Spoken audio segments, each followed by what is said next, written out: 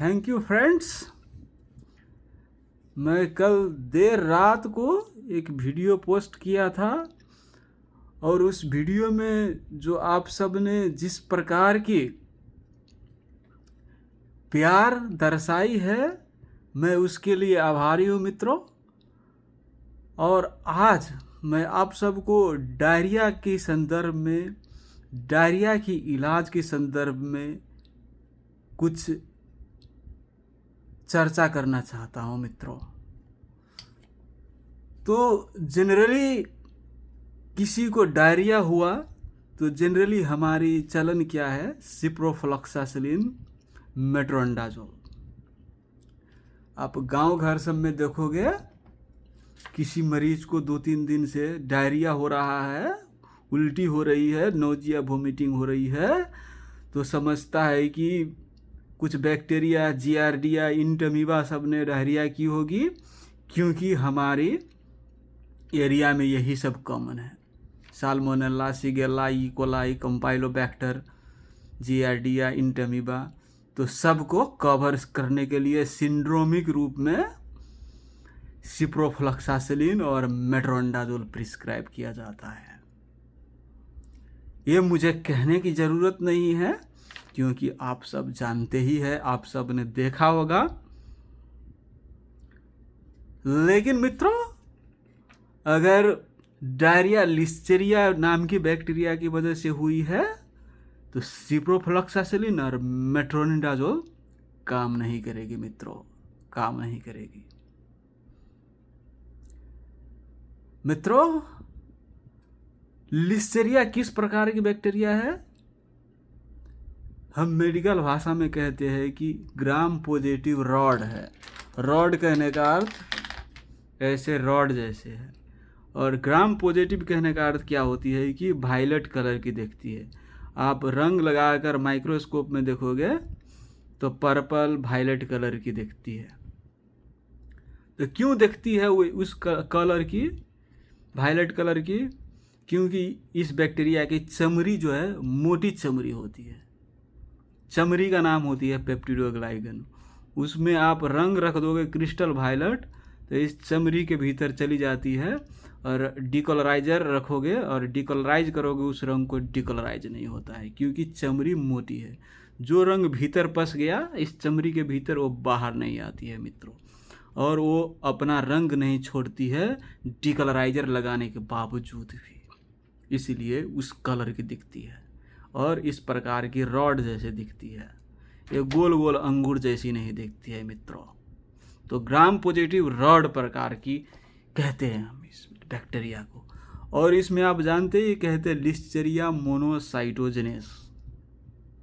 तो इस शब्द कहाँ से आया? लिस्टेरिया का अर्थ क्या होता है मित्रों?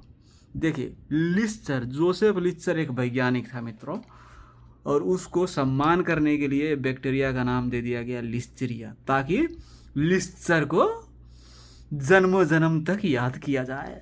मेडिकल स्टूडेंट सब पढ़ेंगे लिस्टेरिया तो याद करेंगे लिस्टर को, जोसेफ लिस्टर को, इसीलिए उसका सम्मान होता रहे जन्मों जन्म तक, इसलिए उसका नाम दे दिया गया लिस्टेरिया मित्रों। और मोनोसाइटोजेनिस क्यों नाम दिया? क्योंकि वैज्ञानिक सब ने पाया कि जब ये बैक्टीरिया ब्लड में जाती है तो मोनोसाइट सब्जी की मात्रा बढ़ती है मित्रों।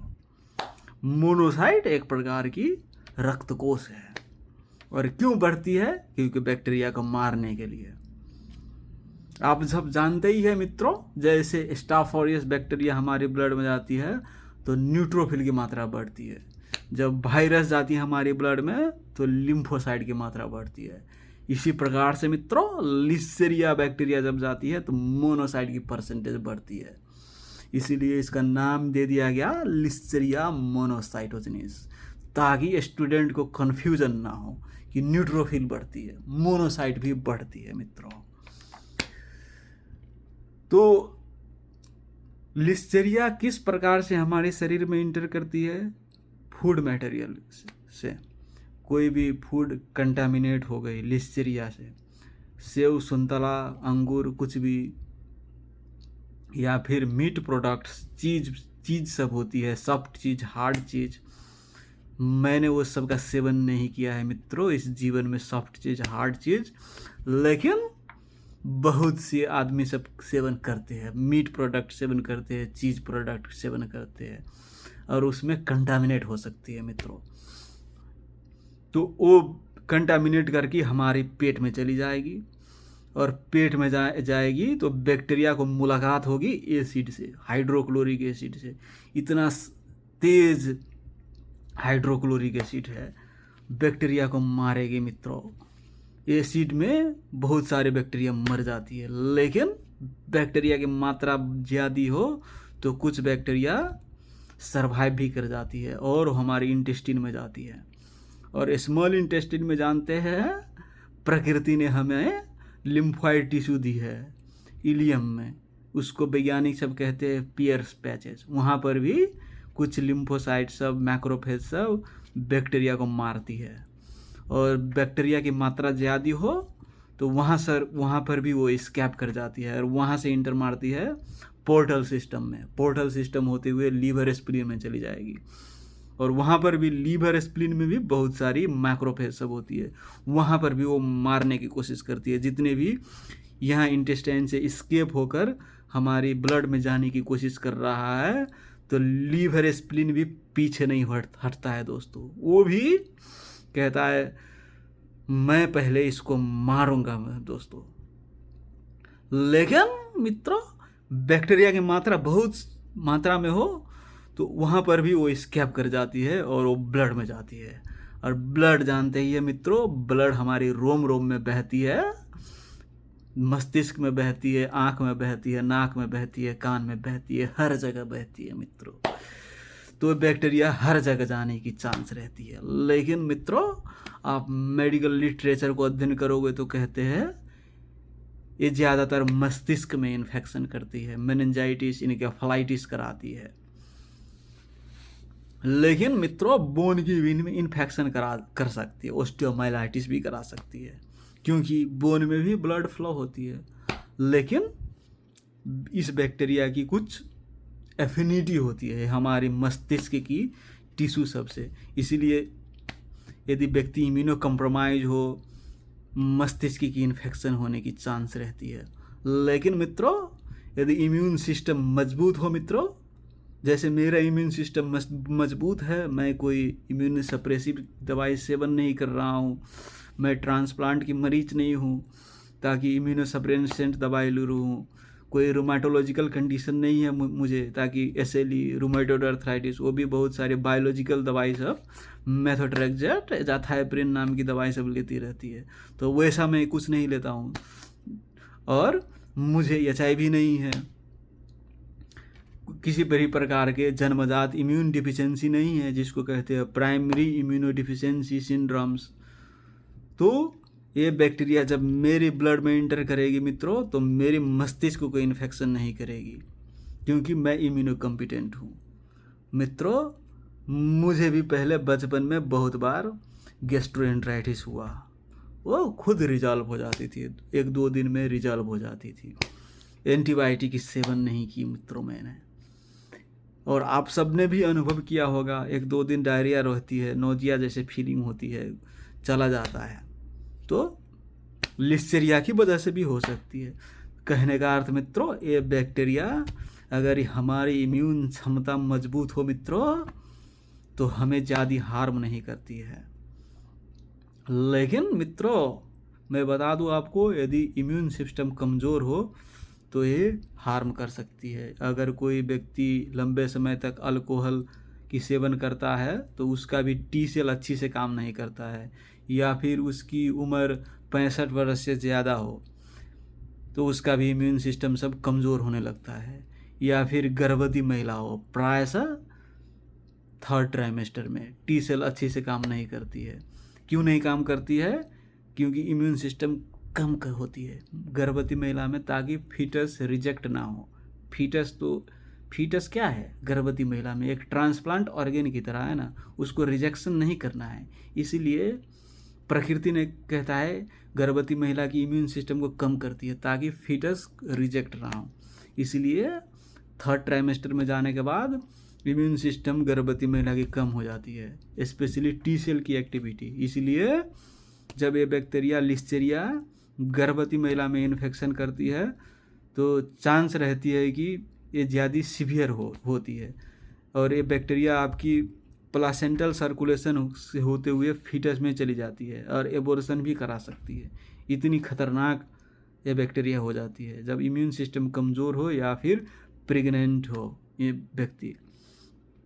लेकिन जब हमारे इम्यून सिस्टम मजबूत हो मित्रों तो घबराने की कोई ज़रूरत नहीं है, एंटीबायोटिक भी नहीं लेनी पड़ती है, वैसे ही 1-2 दिन में ठीक हो जाती है। लेकिन मित्रों गांव घर में क्या चलन है, 1 दिन से भी डायरिया हुआ एंटीबायोटिक प्रिस्क्राइब कर देता है। आप सबने देखा होगा मित्रों, जितना एंटीबायोटिक बेचता है पैसा ज़्यादा होता है, इसलिए एंटीबायोटिक ज़्यादा बेचने की कोशिश करता है। लेकिन मित्रों इसमें ध्यान देने की बात है, ये एंटीबायोटिक सब रेजिस्टेंस हो रही है, काम नहीं करती है अनावश्यक रूप से यूज करोगे तो, इसलिए इसका ख्याल रखने की ज़्यादा आवश्यक है। लेकिन मैं ये भी नहीं कहता हूँ मित्रों एंटीबायोटिक नहीं देना चाहिए। किस वक्त देना चाहिए? व्यक्ति की इम्यून सिस्टम कमज़ोर हो, गर्भवती महिला हो। गर्भवती महिला में एमोक्सिसिलिन दे सकते हो, 875 मिलीग्राम की चक्की होती है, 500 मिलीग्राम की आती है। 500 मिलीग्राम की दोगे तो 3 टाइम देना पड़ेगा, 875 मिलीग्राम की दोगे तो 2 टाइम देना पड़ेगा और 1 हफ्ता के लिए दे सकते हो मित्रों। लेकिन मित्रों मेनिंजाइटिस हो या फिर इनकेफेलाइटिस हुआ हो तो ओरल या फिर वो चक्की नहीं देनी है, इंट्रावेनस देना पड़ता है, नस में सुइया लगाना पड़ता है, एम्पिसिलिन की सुइया। कहने का अर्थ ये बैक्टीरिया मित्रों penicillin world drug penicillin ampicillin से मर जाती है, इसमें ज़्यादा रेजिस्टेंस नहीं है। तो आपको वेनकोमाइसिन लगाने की ज़रूरत नहीं है। जैसे गांव घर सब में मैंने देखा है, मरीज कोई आता है पहले ही वेनकोमाइसिन लगा देता है। वेनकोमाइसिन काम नहीं करेगी मित्रों, इसमें आपको पेनिसिलिन ही देना है, एम्पिसिलिन ही देना है मित्रों। ज़्यादा दिमाग नहीं लगाओ, ज़्यादा दिमाग लगाओगे तो मैं कहता हूँ लिनिजोलिड भी काम करती है और मेरोपेनम भी काम करती है। लेकिन मित्रों मेरोपेनम नहीं लगा देना है, मेरोपेनम काम करती है तो वो मस्त। यदि मरीज चिकित्सक हो और मेरोपेनम किसी वजह से ले रहा हो, उसको दिया जा रहा हो, तो आपको समझने की ज़रूरत है कि मेरोपेनम भी इस बैक्टीरिया में एक्टिव होती है, बैक्टीरिया को मारती है, इसलिए आपको अलग से एम्पिसिलिन देने की ज़रूरत नहीं है, मेरोपेनम भी कवर कर लेती है। या फिर कोई मरीज लिनिजोलिड ले रहा हो किसी भी और कारण से, तो आपको अलग से एम्पिसिलिन लगाने की ज़रूरत नहीं है लिस्टेरिया को कवर करने के लिए, वो भी कवर कर लेती है। लेकिन मित्रों मैं आपको बता दूँ, सेफ्ट्राइक्सोन, सेफिपिम, ये सिफालोस्पोरिन जितने भी है मित्रों, नहीं मित्रों इसको यूज नहीं करना है, ये सब काम नहीं करती है। पिपरासिलिन, टैजोबैक्टम ये सब भी काम नहीं करती है। तो आपको क्या ध्यान में रखना है? Penicillin, ampicillin. और पेनिसिलिन की एनाफिलैक्सिस हो तो बैक्ट्रियम दिया जा सकता है मित्रों।